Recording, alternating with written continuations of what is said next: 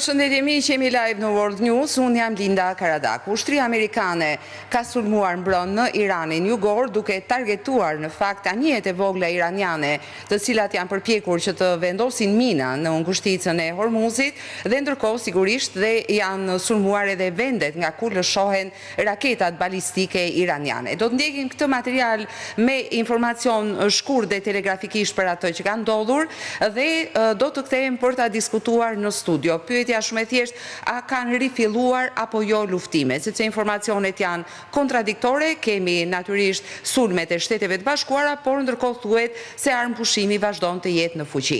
E ndjekim këtë material dhe rikthehemi.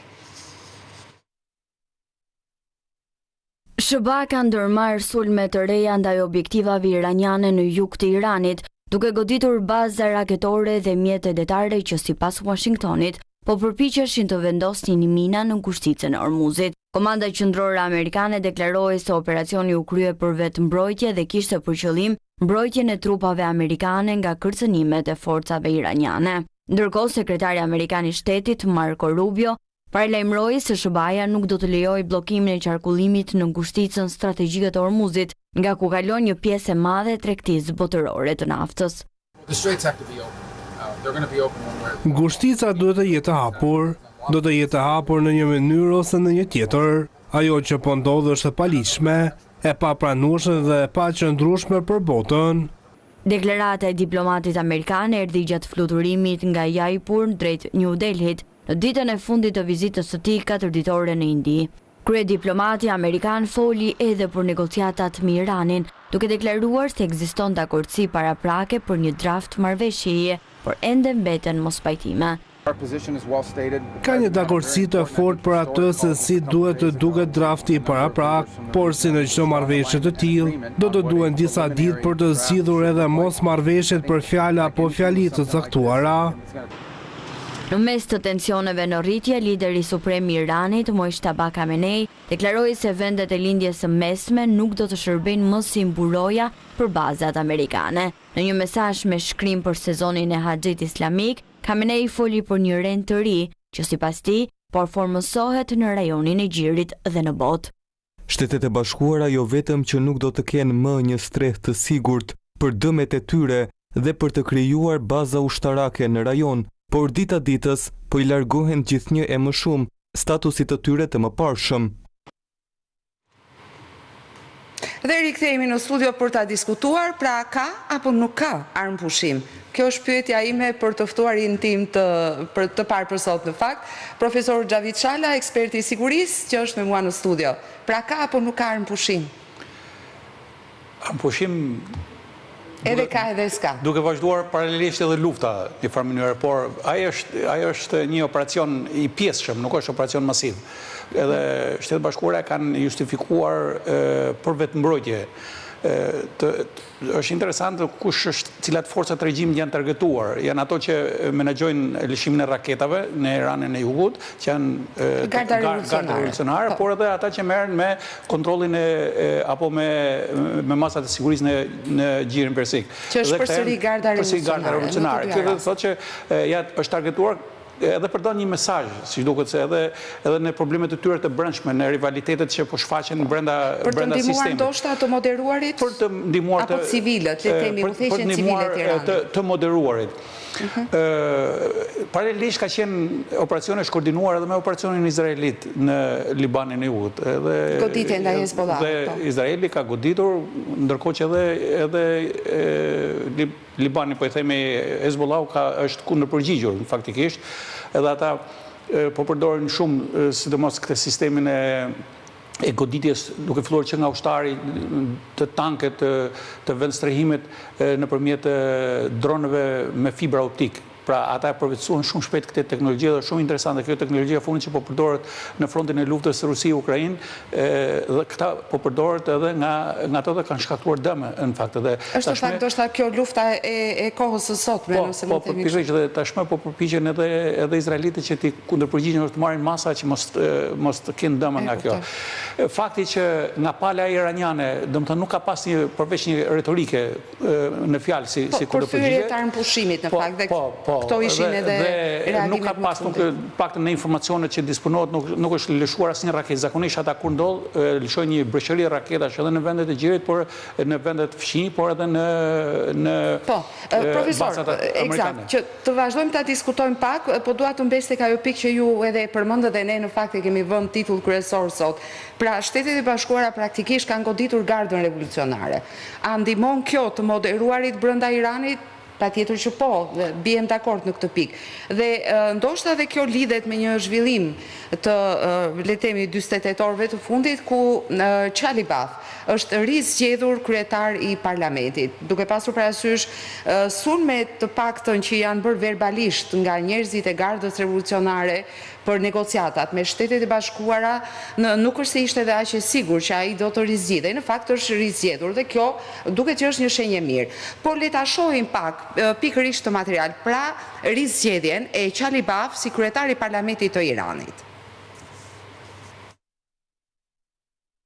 Kryetari i parlamentit iranian, Mohammad Bagher Ghalibaf, është rizgjedhur në post pasi ligjvënësit zhvilluan zgjedhjet për bordin kryesues të parlamentit. Kryetari i parlamentit të Iranit, Mohammad Bagher Ghalibaf, është rizgjedhur kryetar për një mandat të 7 radhësi, pas fillimit të sulmeve amerikane dhe izraelite ndaj Iranit më 28 shkurt 2026. Seancat e parlamentit iranian u pezulluan, me vetëm një seancë online të mbajtur për qëllime vendimarrjeje. Parlamenti i Iranit mbajti seancën e tij të parë me pjesëmarrje fizike që nga shpërthimi i konfliktit me Shtetet e Bashkuara dhe Izraelin të hënën. Ligjvënësit zgjodhen bordin drejtues të parlamentit, me Ghalibaf që siguroi 235 vota nga 271 të hedhura për të mbajtur pozicionin e tij si kryetar. Rivalet e tij, Mohammed Taghi Nagdi Ali dhe Othman Salari, morën përkatësisht 29 dhe 7 vota. Ghalibaf ruan kështu pozicionin e tij duke qenë në të njëjtën kohë kryenegociatori i Iranit në bisedimet me Shtetet e Bashkuara. Më shumë se 270 nga 285 anëtarët e parlamentit morën pjesë në votim. Zgjedhjet u mbajtën pavarësisht se parlamenti kishte qenë i mbyllur që nga fillimi i luftës në Iran. Ndërkohë, një nga përsëri nga grupi i të moderuarve, bëhet fjalë për presidentin Pezeshkian, ka marrë një vendim dhe ka ndërmarrë në fakt një veprim, i cili është shumë i rëndësishëm për iranianët e thjeshtë, por ka edhe një kuptim simbolik. Ai ka urdhëruar që të rikthehet për herë të parë nga fillimi i luftës interneti në Iran. Pra interneti, lidhjet ndërkombëtare të internetit në Iran. E ndjekim dhe këtë material dhe rikthehemi për ta diskutuar me profesor Xhavit Shalën, pra veprimet dhe linjat e të moderuarve në Iran. E ndjekim. Presidenti i Iranit, Masud Pezeshkian, ka lëshuar një urdhër për të rihapur aksesin ndërkombëtar në internet, raportojnë media shtetërore iraniane, duke cituar një zyrtar pas një ndërprerje gati 90 ditore pas luftës kundër SBA-s dhe Izraelit. Mekanizmi se si dhe kur Irani do të rilidhej me rrjetin global pas vendimit ishte i panjohur. Shumica e iranianëve nuk ka qenë në gjendje të hyjnë në rrjetin botror për 87 ditë, sipas vëzhguesit të internetit NetBlocks, me vetëm disa qytetarë që kanë akses në VPN të shtrenjta dhe të përparuara, që anashkalojnë kufizimet. Autoritetet fillimisht vendosën një ndërprerje të internetit që nga 8 janari, në përgjigje të protestave antiqeveritare në të gjithë vendin, me lidhjet që gradualisht u rikthyen në normalitet në shkurt, përpara se të fillonte një ndërprerje e re pas fillimit të sulmeve të SBA-s dhe Izraelit kundër Iranit me 28 shkurt. Në kohë normale qasja në internetin global mbetet shumë e kufizuar nëpërmjet censurës së shumë faqeve të internetit, ndërsa autoritetet po mbështeten gjithnjë më shumë në një intranet për të ofruar shërbime të lidhura pa mbështetur në rrjetin botror, veçanërisht për shkollat që aktualisht po ndjek një kurrikull online. Dhe sigurisht do ta diskutojmë, pra apo forcohen të moderuarit në Iran, dhe kjo është pyetja ime për ju, profesor. Fakti që nga bashkëbiseduesit apo po e themi ekipi negociator është ministri i jashtëm, kryetari i parlamentit, sidomos, por edhe presidenti ka qenë... Po, duke që ka një mënjanim në fakt të Arakçi, të ministrit jashtëm. Duke që ka një mënjanim. Nuk është e qartë ende çfarë po ndodh, por duke që ka një mënjanim. Duket ndikimi tek ai gardës revolucionare mund të jetë më i madh. Këtu rizgjedhja e kryetarit të kuvendit në quaj një gurt mirë edhe për vetë iranianët, por edhe për pjesën tjetër, pra për bashkëbiseduesit amerikanë. Pse? Sepse është krijuar një linjë komunikimi tashmë, pavarësisht deklaratave që mund t'japin, ato janë pas një pjesë e tyre janë për konsum publik, pastaj dihet se si retorik politike i bëjnë të dy palët, siç i bën Trumpi krej, i bën edhe ai atje, jo jemi kështu, jemi ashtu.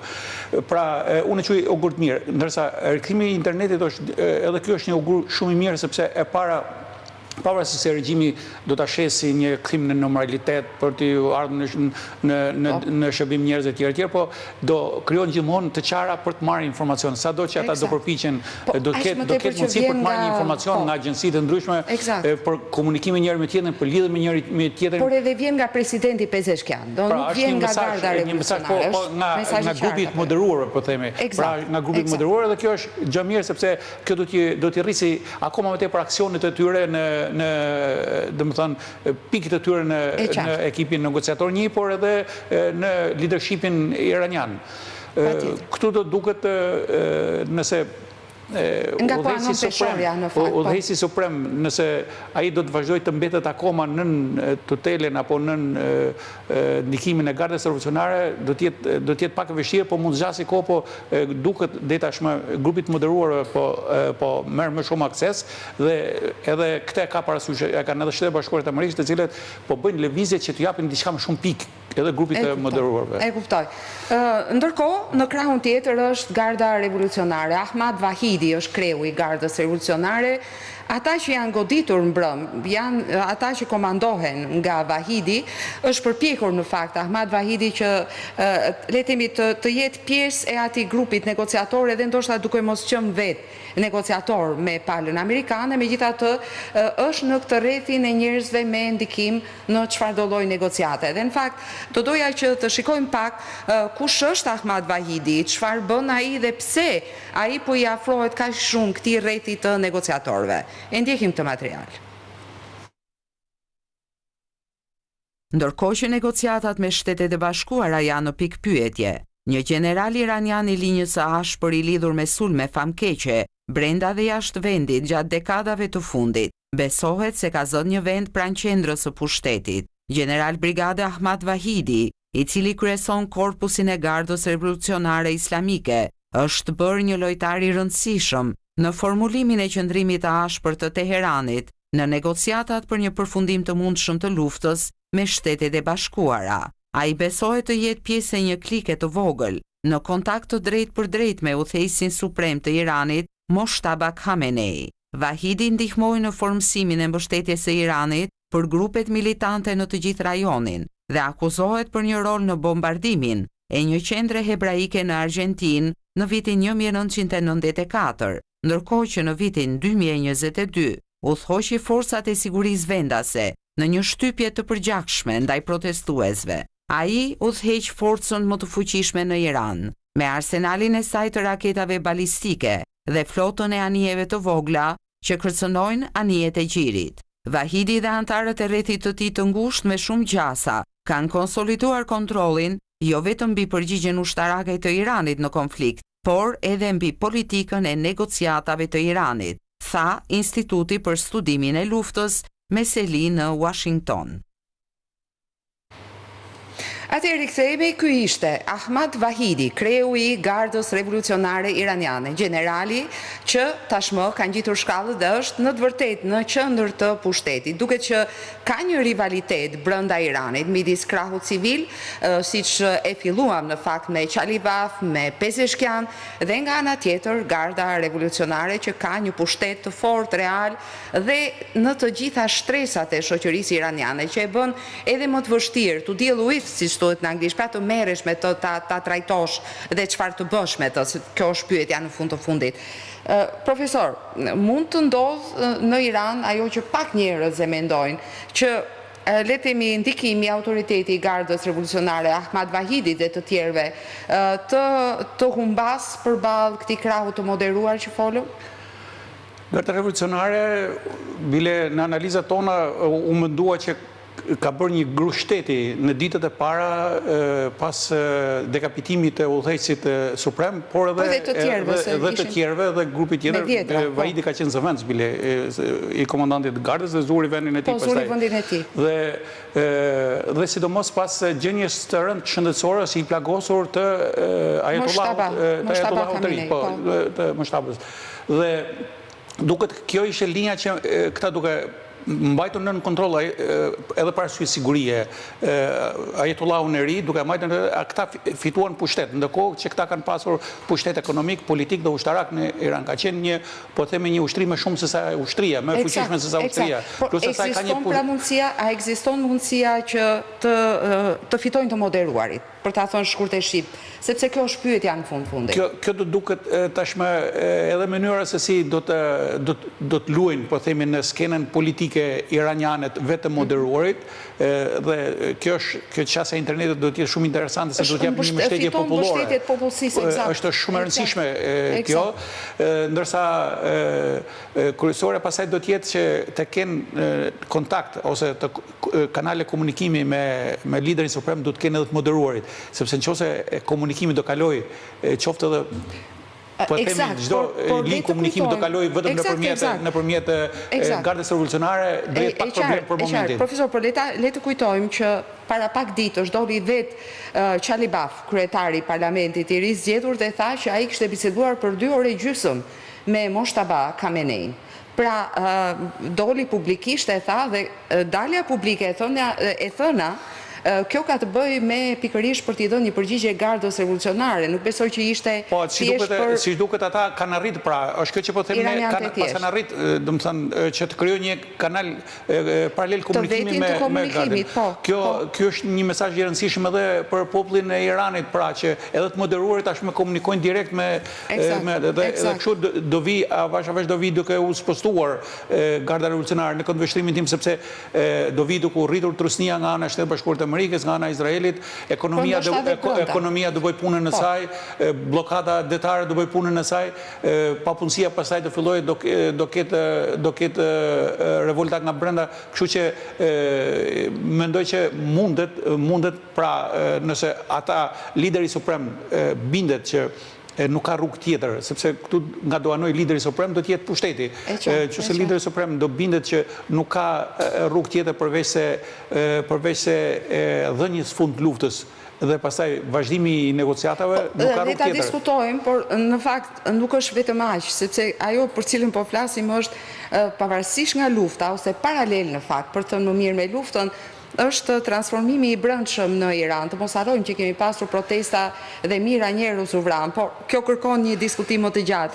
Kjo mund të, për momentin në kohë lufte nuk mund të flasim për protesta, sepse ka ligj lufte, ka gjëra tjera, nuk po jo vetëm aq, por përgjithsisht në kohë lufte kompaktsohen populli kundër rrezikut jashtëm. Kundër rrezikut jashtëm, pastaj propaganda të bë punën e vet, pastaj patjetër. Profesor, ajo që po shohim diçka të re, në fakt dje është artikuluar për herë të parë nga presidenti Trump, kaq hapur, bluntly, do thoshim në anglisht, hapur fare pa doreza, ka të bëjë me marrëveshjet e Abrahamit. Dhe përshtypja të krijohet që presidenti Trump në atë planin e madh të paqes për Iranin nuk ka thjesht Iranin. Pra, bëhet një përpjekje, është e qartë tashmë, po kërkohet nga vendet e gjirit dhe jo vetëm, është edhe Turqia, janë dhe vendet tjera, që të bëhen pjesë e marrëveshjeve të Abrahamit. Ajo që dua t'ju pyes është sa gjasa reale ka ky plan që të funksionojë në praktik. Por le të ndjekim së pari çfarë janë, edhe për shikuesit, çfarë janë marrëveshjet e Abrahamit, kur u bën ato, cilat vende janë të përfshira. E ndjekim pak.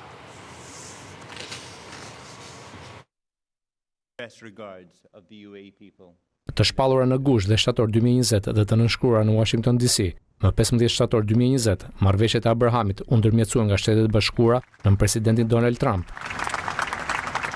Emiratet e Bashkuara Arabe dhe Bahreini u bën vendet e para arabe që njohin zyrtarisht Izraelin, që nga Jordania në vitin 1994. Në muajt që pasuan Sudani dhe Maroku, gjithashtu ranë dakord të normalizonin marrëdhëniet me Izraelin, megjithëse marrëveshja me Sudanin mbeti i paratifikuar. Në korrik 2025 u raportua se administrata e dytë Trump por kërkonte të zgjeronte marrëveshjet për të përfshirë Sirinë, Libanin dhe Arabinë Saudite. Dhe në nëntor u njoftua se Kazakistani pranoi të bashkohej. Në dhjetor 2025 Netanyahu i zgjeroi marrëveshjet me iniciativën e tij, pas Izraeli e njohu Somalilandën si një vend të pavarur, me Somalilandën që u zotua të bashkohej me marrëveshjet. Paktet shënojnë një ndryshim historik në gjeopolitikën e lindjes së mesme, duke kaluar përtej konsensusit të gjatë arab, që e lidhte normalizimin e marrëdhënieve me Izraelin, me shtetësinë palestineze. Temëruar sipas patriarkut të përbashkët biblik të judaizmit, islamit dhe krishtërimit, marrëveshjet simbolizojnë bashkëpunimin rajonal. Por cilat janë, të bëjmë një listë edhe për ta pasur pak më të qartë edhe për ta diskutuar më pas. Cilat janë ato vende që janë tashmë në marrëveshjet e Abraham Accords, kështu quhet, dhe cilat janë ato vende për të cilat presidenti Trump kërkon që t'i bashkohen Abraham Accords. E ndjekim pra. Në shkruesit fillestar, Emiratet Bashkuara Arabe dhe Bahreini ishin të parët që normalizuan zyrtarisht lidhjet me Izraelin, të pasuara shpejt nga Maroku. Sudani gjithashtu nënshkroi deklaratën fillestare, megjithëse hapa zyrtar dypalësh kanë ngjesur për shkak të trazerave të brendshme. Kazakistani u bashkua zyrtarisht me kornizën e marrëveshjes, ndërsa marrëveshjet gjeneruan rritje fillestare në fluturimet direkte, tregtinë dhe bashkëpunimin në mbrojtje. Korniza është përballur me tendosje të mëdha për shkak të luftës së vazhdueshme Izrael-Gaza dhe zgjerimit të vendbanimeve izraelite në bregun perëndimor. Presidenti shërbaz Donald Trump ka bërë presion për të zgjeruar marrëveshjet, duke kërkuar që vende si Arabia Saudite, Katari, Egjipti, Jordania, Pakistani dhe Turqia të bashkojnë marrëveshjeve të Abrahamit si pjesë e negociatave më të gjera për t'i dhënë fund luftës me Iranin, por ky presion i ri për të rirë ka hasur rezistencë. Pakistani ka hedhur poshtë publikisht propozimin, ndërsa vendet e tjera arabe hezitojnë duke pasur parasysh mosbesimin e lartë publik në lidhje me shkallën e ofensivës ushtarake në Gaza. Atëherë, kthehem për ta diskutuar me profesorin Xhavid Shala, që është këtu me mua. Pikë së pari, sa të rëndësishme janë marrëveshjet apo akordet abrahamike? Në momentin që unë nënshkruan dhe më pas ato, në fakt janë një element shumë i rëndësishëm në fushën e gjeopolitikës dhe të sigurisë për rajonin e lindjes mesme. Pse në një farë mënyrë, nëse deri dje kishte një blok arab totalisht që mbron në çështën palestineze dhe ishte kundër Izraelit, tashmë shohim që ka një skizëm në këtë blok arab. Ka një ndarje dhe tashmë janë disa shtete të cilët bashkëpunojnë edhe me... Letja u vëmë me emrin, profesor, letja u vëmë emrin si që kam. Pra kemi Emiratet e Bashkuara Arabe, kemi Bahreinin, kemi Marokun, kemi Sudani i cili nuk e ka ratifikuar ende. Dhe në krahun tjetër, mbetet ndoshta nga vendet më të rëndësishme Arabia Saudite. Është shumë rëndësishme pozicioni i Arabisë Saudite. Kur erdhi, faktikisht po ta kesh parasysh kur erdhi presidenti, kur i erdhi në pushtet presidenti Trump, në atë takimin që bëri me trashëgimtarin, me princin e Kurorës, u hodh përsëri ideja për përfshirjen e Arabisë Saudite në akordin abrahamike. Dhe ka patur kjo për Izraelin dhe për Shtetet Bashkuara të Amerikës kishte rol të veçantë edhe për këto shtete, faktikisht në çështje të sigurisë, sepse duke u përfshirë në këto marrëveshje, ato janë në fushën ekonomike, në fushën, domethënë kanë programe bashkëpunimi në fushën ekonomike, në fushën politike, ushtarake, të inteligjencës dhe të mbrojtjes. Pra, kështu që një pjesë e vendeve që po pranojnë të hyjnë në një farë mënyrë po shohin më shumë interese të tyre kombëtare se sa mund ta themi edhe çështjen palestineze, sepse në fund fare ato interesa që dominojnë do jenë interesat kombëtare, nëse cënojnë interesat kombëtare ata nuk do i brojë as çështja palestineze as kush. Është interesante një lëvizje që synoi ta minoj pak këto marrëveshje, lëvizja e Kinës. Kina duke pasur një ekspansion ekonomik edhe duke qenë një klient shumë i fuqishëm i zonës aty, ndërmjetësoi një marrëveshje midis Iranit dhe Arabisë Saudite. Po ta kesh parasysh rreth 2 vjet e gjysmë përpara dhe në atë kohë nuk la shihet mirë tek amerikanët sepse u duk sikur po edhe Kina po përpiqej të krijonte një po themi një paralele në vete edhe një të qartë në këtë në përpjekjet amerikane. Në këtë kombinim strategjik. Por mënyra se si u zhvilluan ngjarjet pastaj që Irani sulmoi edhe Arabinë Saudite bombardoi në këto, ajo marrëveshje tashmë është prishur. Do jetë interesante pozicioni përsëri i Arabisë Saudite. Nëse Arabia Saudite vendos të pranojë dhe të mos përmendet pra çështja palestineze, kjo ndryshon komplet konceptin i sigurisë atje dhe të gjeopolitikën e Gjirit Persik dhe çështja palestineze pastaj do vinë ditë këqija për çështjen palestineze, domethënë do humasi mbështetjen e disa vendeve arabe. E kuptoj. Të qëndrojmë pak tek sauditët, pra te Arabia Saudite, një vend shumë i rëndësishëm ndër vendet e Gjirit Persik në lindjen e mesme, një vend jashtëzakonisht i rëndësishëm, një fuqi e madhe ekonomike gjithashtu. Në fakt i partneri fuqishëm i Shtetet Bashkuara. Patjetër, dhe ka pasur në fakt informacione, le të themi, që natyrisht nuk janë konfirmuar ndonjëherë zyrtarisht, që kur filloi lufta më 28 shkurt e Shteteve të Bashkuara dhe Izraelit kundër Iranit, ishte shumë afër që sauditët të bëheshin pjesë e marrëveshjeve abrahamike apo akordeve abrahamike. Çfarë ndodhi ndërkohë, natyrisht që lufta la në mes procese, por ajo që duket qartë është, edhe për këtë dua t'ju pyes, duke pasur parasysh në fakt rivalitetin, që ka qenë gjithmonë i qartë midis Iranit edhe Arabisë Saudite, që janë në Gjirin Persik. Dhe duke pasur parasysh në fakt edhe ndoshta të kaluarën prej para disa dekadash të marrëdhënieve midis vetë Izraelit me Arabinë Saudite dhe me Iranin. Të mos harrojmë që në kohën e Shahut Irani ishte partneri kryesor i Izraelit. Kështu siç janë gjërat tani, sauditët do të ishin më të interesuar që nëse do t'ju duhet të zgjidhin që të fitonte Irani apo të fitonte Izraeli, pra interesat e tyre kombëtare. Le ta lëmë një anë për pak Palestinën, po flasim interesat kombëtare saudite. Nga shkojnë, nga derivojnë. Shiko, kur vje puna për interesat kombëtare, nuk ka miqësi dhe armiqësi të përhershme. Natyrisht. Për interesat kombëtare sakrifikohet edhe një miqësi e përhershme, edhe një armiqësi e përhershme bëhet miqësi. Pra, synimi në këndvështrimin tim i Arabisë Saudite është që do të shofi ekuilibrat dhe ata duhen të jenë vetë një fuqi e mesme me ndikim. Pra të jetë një aktor i fuqishëm rajonal. Dhe aktor i fuqishëm rajonal ai bëhet duke ekuilibruar qëndrimet edhe me Iranin, por edhe me Izraelin. Kështu që në këto kushte nuk mund të themi që do ketë një miqësi të përhershme me këta ose një armiqësi të përhershme me këta. Po, le ta bëj pyetjen. Më duket interesante ajo, sepse u diskutu shumë atëherë që po pritej gati në nënshkrimi një marrëveshje dhe u mendu se mund të jetë dora Izraelit e tjerë, po sepse në atë kohë në analiza ka dalë ky informacion që mundet që amerikanët në ndikimin saudit mund të pranonin një status për çështjen palestineze dhe pastaj të përfshinin sauditët në marrëveshje.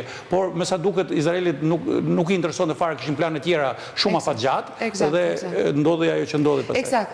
Dua t'ju pyesë për diçka. Pas thirrjes së presidentit Trump, që ishte shumë e qartë, listoheshin vendet një për një që duhet. Ai u ka bërë telefonata, ajo vetëm listoi. Eksakt.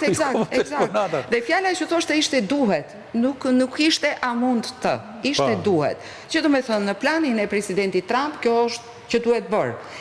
Amerika me a duhet flet, nuk flet. Eksakt.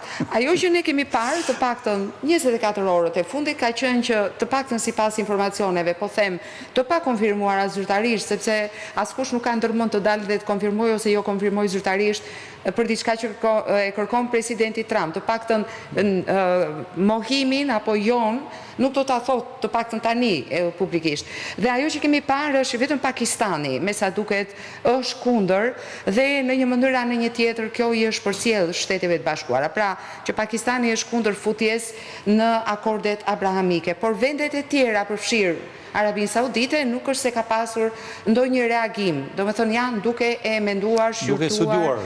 Mendoni që do të arrihet kjo që kërkon presidenti Trump, pra si paket e çështjes e zgjidhjes e paqes me Iranin, të jetë edhe kjo në ndoshta një paqe më rajonale, më të gjerë, më afatgjatë, si t'ja bëm emrin. Janë dy probleme. Zgjidhja apo propozimi i presidentit Trump është shumë i rëndësishëm dhe është e vetmja zgjidhje që nxjerr fetimtar Shtetet Bashkuara të Amerikës. Por e para është se duhet të dali të zgjidhet konflikti. Pra, kjo është faza e dytë në këndvështrimin tim, nëse ka paqe, pra iranianët pranojnë marrëveshjen dhe në ato forma që do të vendoset, kjo pasaj ju lënë dorë të lirë Shtetit Bashkuar të Amerikës që të vazhdojnë edhe me marrëveshjen abrahamike dhe me zgjerimin e marrëveshjes abrahamike dhe është shumë e qartë që mund bëhet. Por do të zgjidh kjo. Ja ne dje kemi bërë analiza, kemi folur, pavarësisht se thoshim që 95% e 5% mundet që ky 5% që ta përmbysin 95%-in, që filloi sulmi në Gdhir, pra gjërat ka shumë zhvillim të papritura, por unë shoh që nisma e presidentit Trump tregon që amerikanët kanë filluar ta kapin situatën në aspektin të kenë më shumë besim që janë drejt zgjedhjes dhe ata duke bërë këtë pozicionojnë tashmë jo thjesht për uraniumin, jo thjesht për të centrifuguar, po studiojmë për një sistem të ri sigurie në gjithë linjën e mesme, duke zgjeruar marrëveshjen e Abrahamit, ata po mendojnë tashmë për një zgjidhje, vetëm kështu Shtetet Bashkuara do të arrijnë të jenë në qendër, pra si shtyll në sigurinë në linjën e mesme. Po përmes Izraelit. Sepse kjo është përmes Izraelit, praktikisht. Unë mendoj që Trumpi në këtë rast edhe Izraelit nuk do t'i lejë të ngrej shumë, domethënë Izraelit do t'i ofrojë garanci më të madhe se sa mund t'i ofrohet kjo marrëveshje, pra që pranohet si shtet, nuk ka çfarë don më tepër. Pastaj ato rivalitetet rajonale, puna mos ketë përplasje me sigurisht. Ato do të kenë rivalitetet rajonale do të jenë, sepse rivale është Turqia për në rajon, që është shumë e fuqishme, Arabia Saudite. Vendet e gjerë megjithëse vendet vogla kanë kapacitet madh investues, kanë të ardhurat më dha. Eksakt. Këtu pasaj, por këtu një problem ngelet çështja palestineze, çfarë rrugë do marrë çështja palestineze, është shumë e rëndësishme. Do të shikojmë edhe me bordin e paqes, në fakt si do funksionojë, nëse do avancohet me bordin e paqes, deri tash nuk është se ka një zhvillim shumë interesant në atë fushë. Po sepse është lufta në Iran ndërkohë. Domethënë po mbi vendosin luftrat dhe konfliktet njëra tjetrën dhe në fakt do doja që të mbesim pak këtu, sepse ne po i diskutojmë të gjitha këto dhe natyrisht që dy vendet kyçe të paktën për marrëveshjet abrahamike janë Shtetet e Bashkuara dhe Izraeli. Dhe ndërkohë që vazhdojnë negociatat për të arritur një memorandum mirëkuptimi midis Shteteve të Bashkuara dhe Iranit, ne shohim që Izraeli ndërkohë vazhdon dhe ndjek politikën e vet, që do të thotë në raport gjithmonë me Libanin dhe me Hezbollahun. Kanë vazhduar sulmet në Liban, vazhdojnë sulmet në Liban, ka pasur kundërpërgjigje të armatosur me raketa dhe dron nga Hezbollahu. Pra, nuk është se po mbyllet një konflikt dhe të tjerat do të pasojnë. Pra, janë një seri zhvillimesh, konfliktesh, luftrash në lindjen e mesme që ndoshta do të shkojnë të gjitha në një paketë zgjidhje, do të presim dhe do të shohim. Këto konflikte janë fraksione të konfliktit, janë proksit e Iranit. Eksakt. Po dha urdhër Irani, Hezbollahu. Edhe duhet të thënë që janë nën komandën e Ahmad Vahidit, të krejut të gardës revolucionare, sepse këtu jemi. Por të ndikim pak çfarë ka ndodhur dhe çfarë po ndodh ndërkohë midis Izraelit dhe Libanit, më saktë Izraelit dhe Hezbollahut. E ndikim të material deri kthehemi. Ushtria izraelite ka nisur një valë të re sulmesh ajrore në territorin e Libanit pas paralajmërimit të kryeministrit izraelit Benjamin Netanyahu për intensifikimin e ofensivës kundër grupit militant Hezbollah. Forcat mbrojtëse të Izraelit deklaruan se goditjet kanë shënjestruar pozicione të Hezbollahut në luginën Beka në lindje të Libanit, si edhe në zona të tjera të vendit. Nga ana tjetër, Hezbollah njoftoi se ju kundërpërgjigj me 22 sulme me raketa dhe dron ndaj objektivave ushtarake izraelite. Gjatë një deklarate, Netanyahu tha se Izraeli është në luftë me Hezbollahun dhe ushtria ka marrë urdhër për t'i dhënë grupit një goditje dërmuese. Përplasjet vinë me gjithse më herët Izraeli dhe Libani kishin rënë dakord për zgjatjen e armpushimit 45 ditor. Megjithatë, incidentet dhe shkëmbimet e zjarrit kanë vazhduar pothuajse çdo ditë në jug të Libanit. Sipas autoriteteve libaneze, më shumë se 400 persona janë vrarë nga bombardimet izraelite që për hyrjes në fuqi të armpushimit përfshir mjek dhe punonjës të emergjencës. Ndërkohë Izraeli raportoi se 10 ushtarë izraelit janë vrarë gjatë së njëjtës periudhe.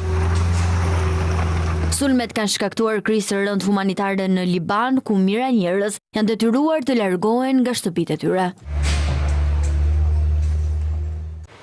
Atëherë pam të material dhe në fakt pyetja që bëjmë është, ndërkohë që Shtetet e Bashkuara po merren ekskluzivisht me Iranin, ndërkohë që po merren me vendet e tjera të gjirit duke ju kërkuar që të bëhen pjesë e akordeve abrahamike. Ai është lënë Libani Izraelit për ta zgjidhur këtë çështje, pra çështjen e Hezbollahut i cili është në Liban. Ky është një fakt i konfirmuar tashmë.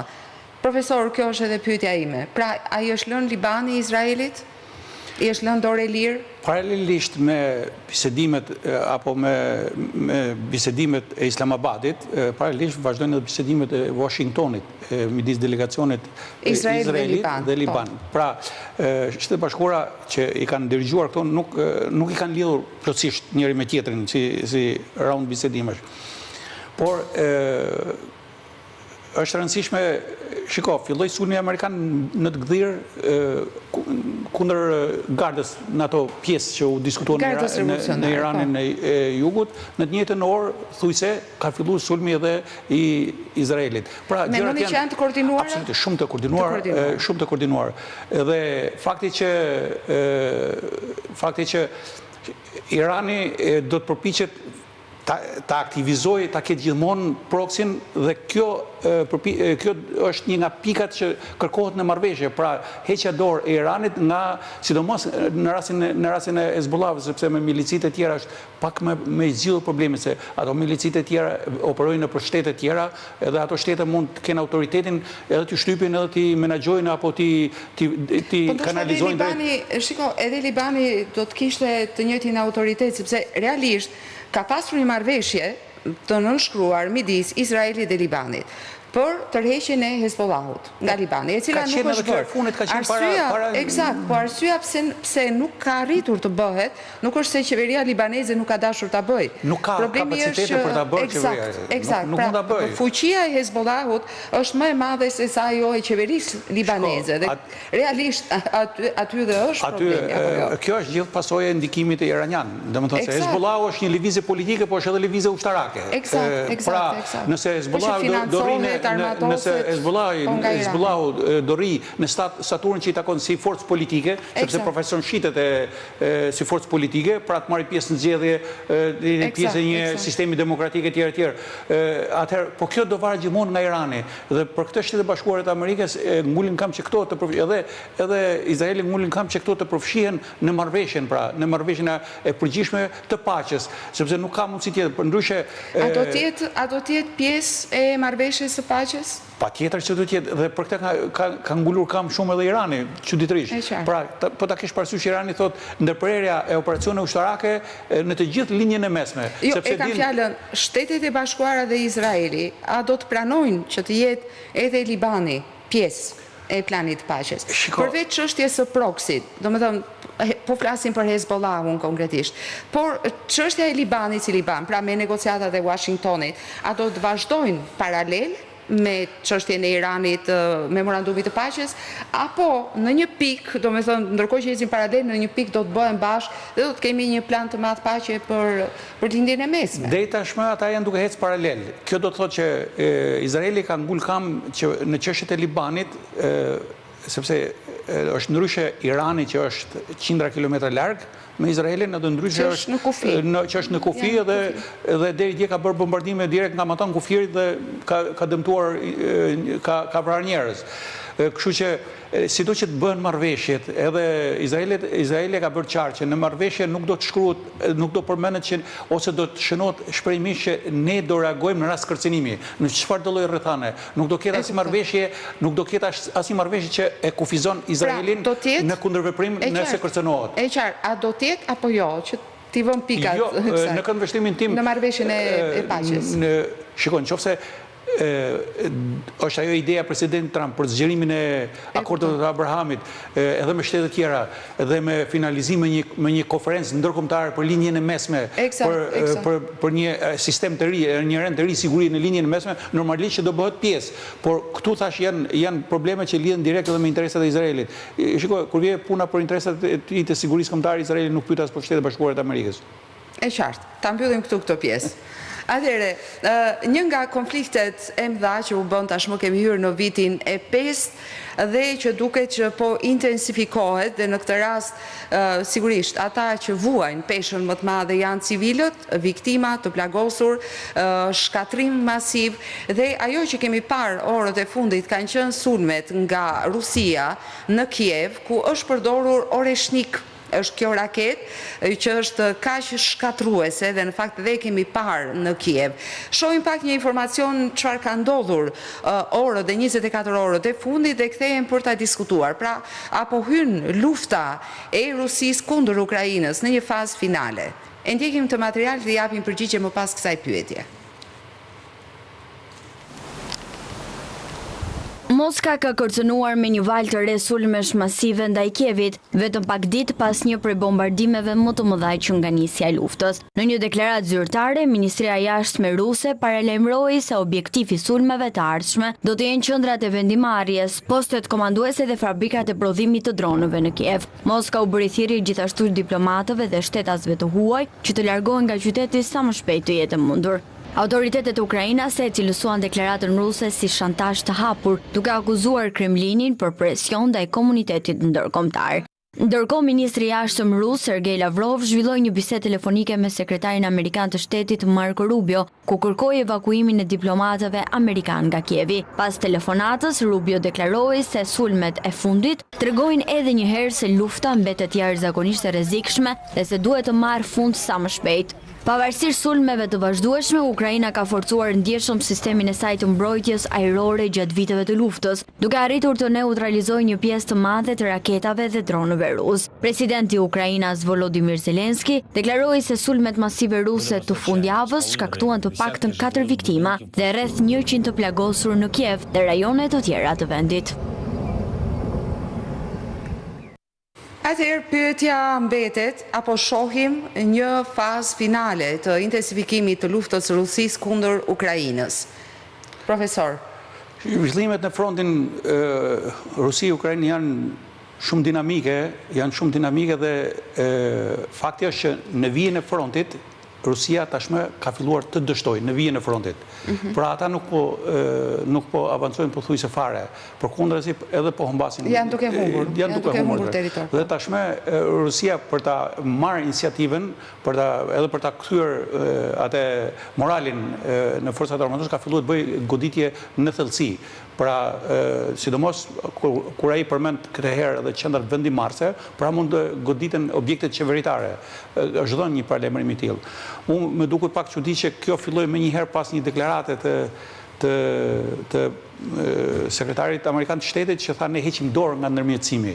Dhe në momentin që amerikanët hoqën dorë nga ndërmjetësimi, u intensifikuan shumë sulmet nga ana e Rusisë. Kjo ka dy e para, domethënë që ata kishin pengesë Shtetet e Bashkuara të Amerikës kur ishin si negociator që ishin në tavolinë, nuk është se ata u tërhoqën fare, po në kushte që palët thanë nuk duan të punojnë bashkë dhe ne nuk kemi pse harxojmë kohë. Kjo ka qenë mënyra e reagimit.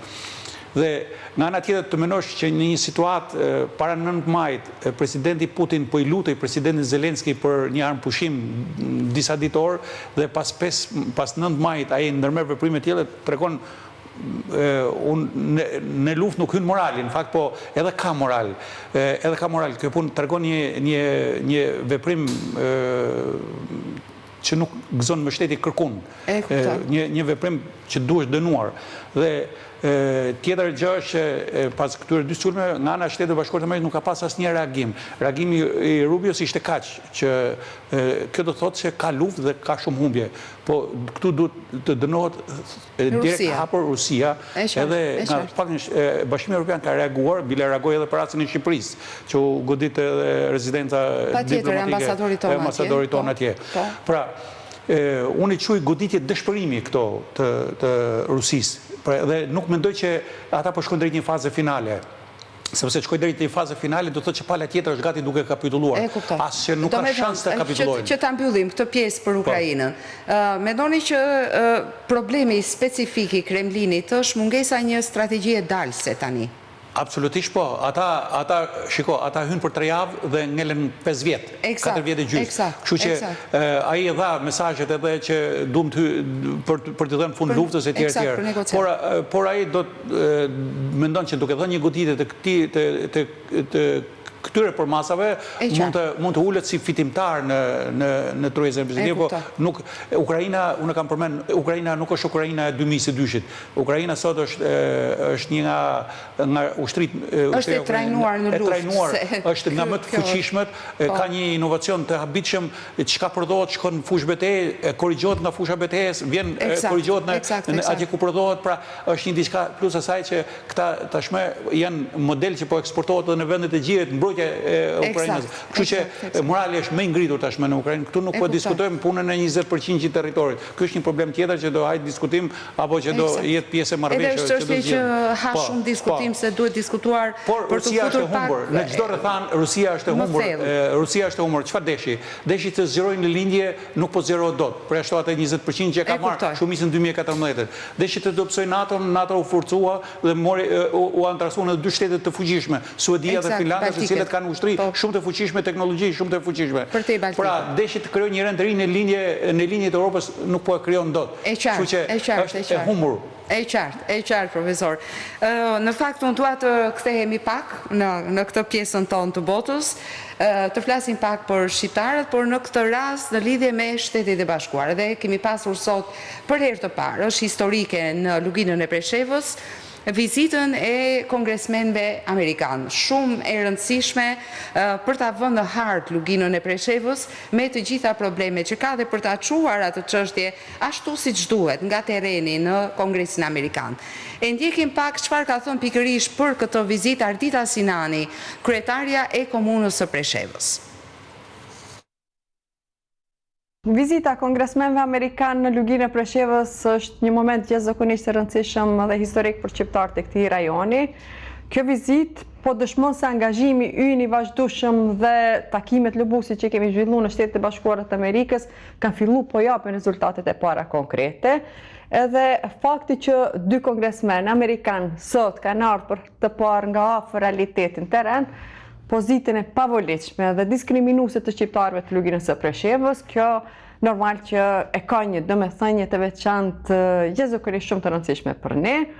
E gjatë takimeve ne kemi diskutuar hapur edhe për problemet kryesore me të cilat po përballen shqiptarët të luginës, si diskriminimi institucional, pasivizimi i adresave apo mosnjohja e diplomave të Republikës Kosovës, shkalla e lartë e papunësisë, për ngulja e trinjve, mosbatimi i marrëveshjeve të arritura, por edhe bllokimi i mjeteve të fondit të Republikës Kosovës nga ana e Serbisë për mbështetjen e shqiptarëve që po jepen këtë rajon. Po ashtu edhe kemi ngritë edhe shqetësimet lidhur me paralajmërimet për shërbimin e detyrueshëm ushtarak. Përshtypja jonë nga ky takim është jashtëzakonisht pozitiv, ku kongresmen kanë treguar interesim të madh, kanë kërkuar detaje konkrete për shumë çështje që i prekëm gjatë diskutimeve. Kjo na jep shpresë se zëri shqiptarëve të luginës po dëgjohet edhe më shumë në qendrën vendimarrëse ndërkombëtare përtej Atlantikut. Edhe jam mirënjohëse ndaj shtetit dhe popullit amerikan për mbështetjen e vazhdueshme ndaj shqiptarëve, e gjithsesi ndaj neve. Një falenderim kam edhe për lobin shqiptar-amerikan, i cili ka dhënë kontribut të madh që çështja e luginës të jetë pjesë e agjendës së SBA-s. Lugina e Preshevës ka rëndësi jo vetëm për shqiptarët, por edhe në aspektin strategjik rajonal. Duke qenë nyje e rëndësishme korridori 10 dhe në lidhjet kryesore infrastrukturore të Ballkanit, stabiliteti, barazia, zhvillimi i këtij rajoni janë në interes të gjithë rajonit dhe partnerëve tanë ndërkombëtar. Por kongresmenët nuk kanë qenë vetëm në luginën e Preshevës, kanë qenë në Bosnjë-Hercegovinë, kanë qenë në Serbi, në Beograd dhe sot në Kosovë. Pas luginës së Preshevës, ata shkojnë në Kosovë. E ndjekim pak të material çfarë është thënë në këto vende dhe në këto kryeqytete.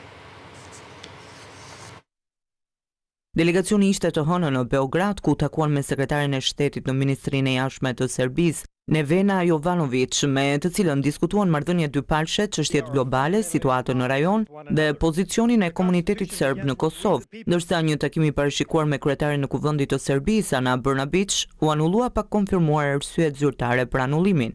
Një ditë më herët Self dhe Subramaniam qëndruan në Sarajev, ku takuan përfaqësuesit e presidencës së Bosnjë dhe Hercegovinës. Përmes një postimi në platformën X, ambasada amerikane në Sarajev nënvizoi se Shtetet e Bashkuara janë të përkushtuara ndaj marrëveshjes së Daytonit për paqe dhe integritetit territorial të Bosnjë dhe Hercegovinës. Delegacioni i kongresistëve amerikan shkon në Kosovë nga Lugina e Preshevës. Në fund të prillit, Self, Richie Torres dhe Mike Lyer propozuan një rezolut që synon të shtyjë përpara rrugën e Kosovës drejt NATO-s. Dhe ndërkohë, Kryeministri Rama ka mbërritur në Bruksel, aty ku sot mbahet konferenca ndërqeveritare me Shqipërinë. Ai është pritur në Bruksel nga Kryeministri i Mbretërisë së Belgjikës, Bart de Wever është Kryeministri i Belgjikës. Rikujtojmë që sot mbahet konferenca ndërqeveritare midis Shqipërisë dhe Bashkimit Evropian. Delegacioni shqiptar mbërrin në Këshillin e Evropës, aty bëhet edhe një foto familjare dhe më pas pikërisht në orën 19 nis konferenca ndërqeveritare, ndërkohë që në orën 20:15 do të ketë edhe një konferencë për shtyp. Ndërkohë, siç edhe po theksojmë edhe po shohim ndërkohë në pamje ku kryeministri ynë Edi Rama është pritur nga kryeministri i Mbretërisë së Belgjikës Bart de Wever, ndërkohë të shohim pak se çfarë pritet sot, pra konferenca ndërqeveritare midis Shqipërisë dhe Bashkimit Evropian, duke rikujtuar edhe një herë delegacioni shqiptar është tashmë në Bruksel. E ndjekim këtë material dhe rikthehemi bashkë. Sot në Bruksel zhvillohet konferenca 8 ndërqeveritare Shqipëri-Bashkimi Evropian, një moment i rëndësishëm në procesin e integrimit evropian të vendit që hap zyrtarisht rrugën për futjen e Shqipërisë në fazën e mbylljes së negociatave për antarësimin në BE. Delegacioni shqiptar kryesohet nga kryeministri Edi Rama dhe përbëhet nga ministrat e kabinetit qeveritar, si dhe përfaqësues të institucioneve të përfshira në procesin e negociatave. Sipas agjendës zyrtare, delegacioni shqiptar pritet të mbërrijë në selinë e Këshillit të Bashkimit Evropian rreth orës 18:50. Fillimisht do të zhvillohet fotoja familjare me përfaqësuesit evropian, ndërsa rreth orës 19 pritet të nisë konferenca ndërqeveritare. Takimi parashikohet të përfundojë rreth orës 20:15, kohë kur është planifikuar edhe një konferencë për shtyp.